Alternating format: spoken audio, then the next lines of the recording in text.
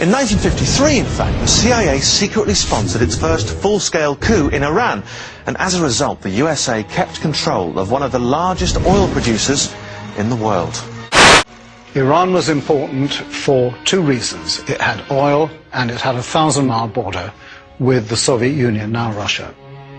Today, an in-depth look at a very big story, Iran and the CIA. The BBC and the Voice of America radio station have been harshly criticized by Iranian officials who accuse the broadcasters of fueling violence after the disputed re-election of President Ahmadinejad. The CIA has received secret presidential approval to mount what is known as a black or covert operation to destabilize the Iranian regime. In April 1953, Alan Dulles, the CIA director, secretly set aside $1 million to get rid of Mossadegh by any means possible. Officials described the CIA's Iranian plan as non-lethal, involving a coordinated campaign of propaganda broadcasts, placement of negative newspaper articles. The U.S. has been secretly encouraging a Pakistan-based militant group which has carried out a series of attacks on Iranian military units.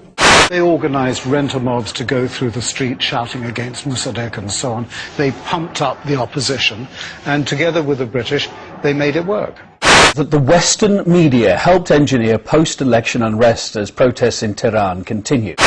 Mohammad Mossadegh was overthrown by a mob paid by the CIA and loyal to the Shah. The CIA had successfully overthrown its first government. After the coup, Iran became a kind of American base, and the Shah just became an American puppet. And all disaffection, all opposition, all nationalism, all neutralism was simply crushed. The British, who were deeply involved in this intelligence coup in Iran, we wanted access to Iranian oil. So between us, we quite deliberately and viciously overthrew the Prime Minister, Mr. Mossadegh. The officials say President Bush gave his approval with the formal signing of a presidential finding, a secret document that authorized the CIA to act against Iran. The U.S. strongly condemns all forms of terrorism. We do not sponsor any form of terrorism in Iran. Any action, lethal or non-lethal, that is U.S. government sponsored, but the U.S. government is hiding its sponsorship, says it fits in with overall U.S. policy. I can't confirm or deny whether such a program exists or whether the President has signed it, but it would be consistent with an overall American approach of trying to find ways of putting pressure on the regime. A former Assistant Secretary to the U.S. Treasury in the Reagan administration, Craig Roberts, has put his bid in as well. He says it's all part of a major destabilization plan ordered by the U.S. What we can say without doubt is that this attack bears the fingerprints of America. The CIA has been conducting a destabilization plan within Iran for the last 2 years. But it's a plan to destabilize. It's a plan that uses information, television, broadcasts, newspaper articles to pressure the regime. There's these outside influences that are trying to make the best or the worst, in this case, of a situation that should best be left to the Iranian government. We are seeing the fruits of an orchestrated protest that takes advantage of the youth in Tehran. This has all the markings of the Open Society Institute, of George Soros, and also the National Endowment for Democracy, where George Bush funneled about $400 million into this operation to influence the opposition movement against the Iranian government. Meanwhile, CNN has broadcast an interview with a so-called anonymous witness of Wednesday's protests in Tehran's Baharistan Square. However, the report is not in conformity with the footage Press TV reporters obtained. The information given by the witness is false and unfounded.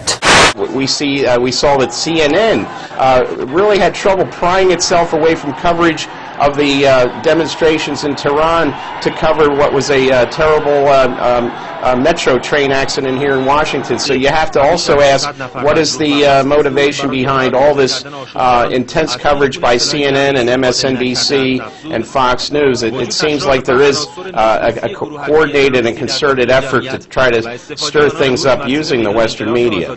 Compared the footage that our Press TV cameraman was on the scene today compared to what is being reported in the media and CNN, and we challenge our, well, of course, their fellow media people to reconsider their sources.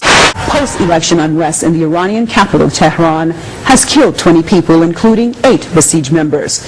Press TV has learned from informed sources that all the Basijis killed by gunfire.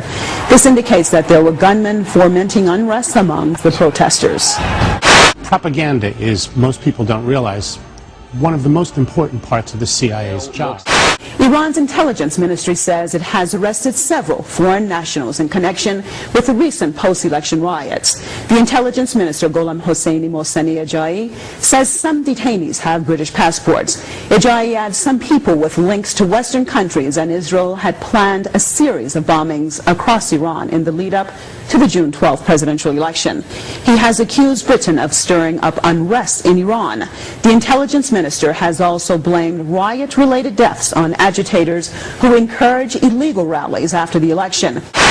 The CIA did what it's always done very well. It bought newspapers, it bought periodicals, it bought army officers, it bought intelligence. It just dished out a great deal of money. The CIA has never been short of money, and they spent millions of dollars in Iran to bring about a coup. That's what happens in elections. I've voted for the losing side many, many times, and it's always a disappointment. But you just have to dust yourself down and be ready to fight another day.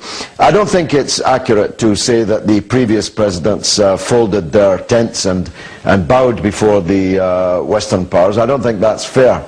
But it's certainly true that most Iranians, it seems, value the fact that Ahmadinejad is quite a defiant character so far as the big powers attempting to bully Iran is concerned.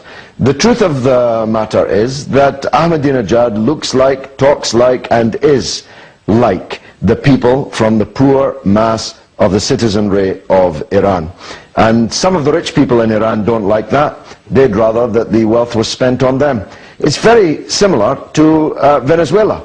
The same kind of people who hate Ahmadinejad are the same kind of people who hate President Hugo Chavez, and the same people who love Chavez seem to love Ahmadinejad.